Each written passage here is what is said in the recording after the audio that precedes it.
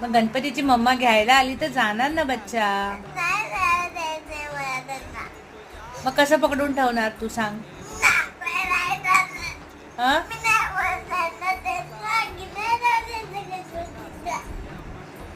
का आवडतात तुला गणपती बाप्पा? तुझ्याशी तर बोलत पण नाही गणपती बाप्पा. काय बोलले तुझ्याशी?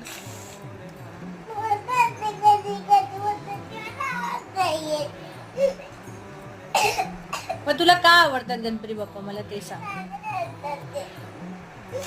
मग तू काय केलं 5 दिवस गणपती बाप्पांच्या? रोज पूजा पण करते.